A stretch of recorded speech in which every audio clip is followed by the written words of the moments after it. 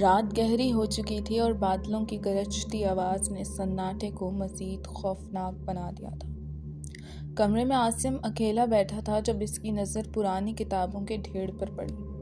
اس نے ایک کتاب اٹھائی جو اتنی پرانی تھی کہ اس کی جلد پر جمی دھول نے اسے تقریباً ناقابل شناخت بنا دیا تھا، لیکن اس کتاب کے اوپر بنے عجیب و غریب نشان عاصم کی توجہ کھینچنے کے لیے کافی تھے۔ Welcome to horror stories by Aafia. آج کی کہانی ہے ایک کتاب کی۔ جانیں گے اس کتاب کا راز اس کہانی میں۔ آئیے بڑھتے ہیں کہانی کی جانب مزید دیری کے بغیر۔ رات کا وقت تھا۔ بادلوں کی گرج اور بجلی کی چمک نے ماحول کو اور بھی ڈراؤنا بنا دیا تھا۔ عاصم اپنے کمرے میں بیٹھا پرانی کتابوں کے ڈھیر میں سے ایک کتاب نکال رہا تھا۔ وہ کتاب کافی پرانی لگ رہی تھی۔ اس کی جلد پر دھول کی موٹی تہ جمی ہوئی تھی اور اس پر عجیب و غریب نشان بنے ہوئے تھے۔ عاصم نے جیسے ہی کتاب کھولی تو اس کی نظروں کے سامنے پرانے اور عجیب و غریب رسم الخط کے ساتھ لکھی ہوئی عبارتیں آئیں۔ اچانک کمرے کی روشنیاں بند ہو گئیں اور پورا کمرہ اندھیرے میں ڈوب گیا۔ عاصم نے جب دوبارہ کتاب کی طرف دیکھا تو اس کے صفحوں سے خون کے نشان ظاہر ہونے لگے۔ اسی لمحے اسے ایک بھاری آواز سنائی دی، یہ کتاب تمہاری نہیں ہے۔ عاصم گھبرا کر پیچھے ہٹا مگر اس کے قدم زمین پر جم سے گئے۔ کتاب کے صفحے خود بخود پلٹنے لگے اور ہر صفحے پر موت کی کہانیاں اور بھوتوں کی تصاویر نمودار ہونے لگی۔ عاصم کو احساس ہوا کہ یہ کوئی عام کتاب نہیں بلکہ ایک بدروح کی قید تھی جسے کھولنے کی سزا صرف موت تھی۔ اس نے کتاب کو بند کرنے کی کوشش کی لیکن اس کی انگلیاں جیسے کتاب کے ساتھ چپک گئیں۔ کتاب کی آنکھیں کھل گئیں اور اس نے عاصم کو اپنے اندر کھینچ لیا۔ اگلے دن عاصم کا کوئی نام و نشان نہیں تھا، بس اس کمرے میں وہی کتاب رکھی تھی جس پر خون کے نشان اور ایک نیا نام لکھا ہوا تھا، عاصم۔ جب عاصم کتاب کے اندر کھینچ لیا گیا تو وہ ایک تاریک اور خوفناک دنیا میں جا پہنچا۔ وہاں کی فضا میں ایک عجیب سی سردی اور گھٹن تھی اور ہر طرف دھند اور سایوں کا راج تھا۔ عاصم نے اپنے ارد گرد دیکھا تو وہ ایک پرانی اور خستہ حال لائبریری میں کھڑا تھا جہاں پرانی کتابوں کے ڈھیر تھے اور ہر طرف خالی آنکھوں والی تصاویر لٹکی ہوئی تھیں جیسے وہ اس کی ہر حرکت کو دیکھ رہی ہوں۔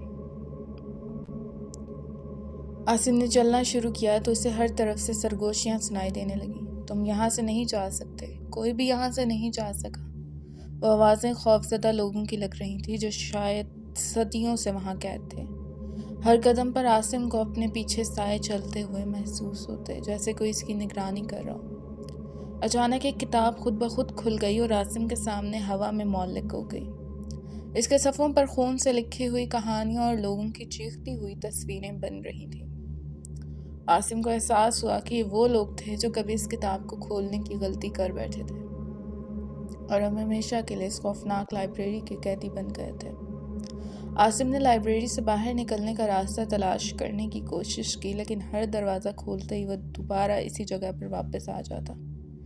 اسے وقت کا کوئی احساس نہیں تھا، نہ دن کا اور نہ رات کا۔ وہ وہاں پھنس چکا تھا۔ بھوک اور پیاس نے اسے بے حال کر دیا تھا اور آہستہ آہستہ وہ بھی ان سرگوشیوں کا حصہ بنتا جا رہا تھا۔ اپنی چیخوں کو دبانے کی ناکام کوشش کرتے ہوئے آخرکار عاصم بھی ان کہانیوں میں شامل ہو گیا۔ اس کی روح اس لائبریری کی ایک اور کتاب میں قید ہو گئی۔ اب وہ بھی ایک قصے کا کردار تھا اور اس کی چیخیں اس لائبریری کی ہوا میں شامل ہو چکی تھیں، منتظر تھیں کہ کوئی اور اس کتاب کو کھولے اور اس خوفناک دنیا کا حصہ بنے۔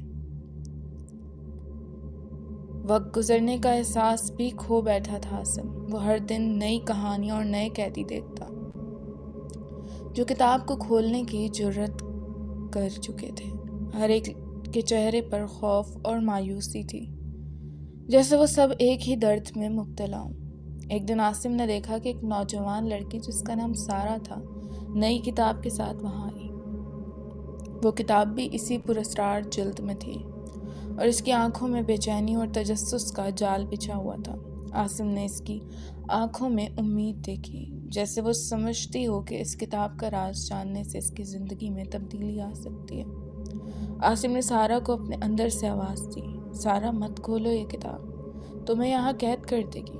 لیکن سارہ نے اس کی آواز نہیں سنی۔ اس نے کتاب کو کھولا اور جیسے ہی وہ اس کے صفحات میں جھکنے لگی، ایک زوردار جھٹکا لگا۔ لائبریری کی روشنی کمزور ہو گئی اور سارا ماحول ہلنے لگا۔ سارہ نے چیخ ماری اور اس کی آنکھوں میں خوف کی ایک لہر دوڑ گئی۔ عاصم نے جلدی سے اس کی طرف بڑھنے کی کوشش کی مگر وہ بھی اپنی جگہ سے ہل نہیں سکا۔ پھر اچانک سارہ کی نظر اس پر پڑی۔ اس نے عاصم کی طرف دیکھا اور بے بسی سے کہا، کیا یہ سب سچ ہے؟ کیا ہم کبھی واپس نہیں جا سکتے؟ عاصم نے جواب دیا، ہمیں ایک دوسرے کی مدد کرنی ہوگی، ہمیں اس کتاب کا راز جاننا ہوگا۔ سارہ نے عزم سے کہا، ہم مل کر اس کتاب کے راز کو توڑ لیں گے۔ انہوں نے مل کر باقی قیدیوں سے مدد طلب کی۔ سب نے مل کر ایک منصوبہ بنایا کہ وہ کتاب کے اندر کی طاقت کو چیلنج کریں گے اور آزادی کا راستہ تلاش کریں گے۔ وہ سب ایک ساتھ ایک طاقتور چنگاری بن گئے۔ انہوں نے اپنے خوف اور مایوسی کو پیچھے چھوڑتے ہوئے کتاب کی صفحات کی طرف بڑھنے کی کوشش کی۔ اچانک ان کے اتحاد کی طاقت نے ایک دروازہ کھولا جو لائبریری کے باہر لے جا رہا تھا۔ عاصم اور سارہ نے اپنے ساتھ باقی قیدیوں کو لے کر دروازے کی طرف دوڑ لگائی۔ جب وہ دروازے کے قریب پہنچے تو سائے ان کے پیچھے آ رہے تھے، لیکن ان کا عزم اتنا مضبوط تھا کہ وہ خوف کو پیچھے چھوڑتے ہوئے دروازے سے باہر نکل آئے۔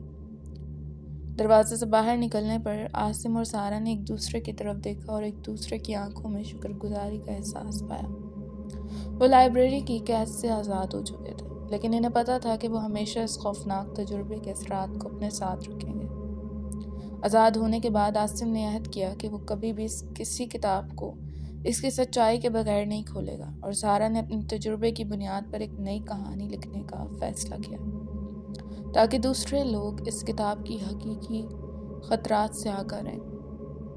کتاب کا راز اب ایک نئی کہانی میں ڈھل چکا تھا جسے ہر کوئی اپنے دل میں محفوظ رکھے گا۔ لسنرز، یہ کتاب کا راز تھا جو ہر پڑھنے والے کو اپنے اندر قید کر لیتی تھی اور ان کی کہانی کو اپنے صفوں میں محفوظ کر لیتی تھی۔ کیا آپ بھی کبھی اسے کھولنے کی جرات کریں گے؟ امید کرتی ہوں یہ کہانی آپ کو پسند آئی ہوگی۔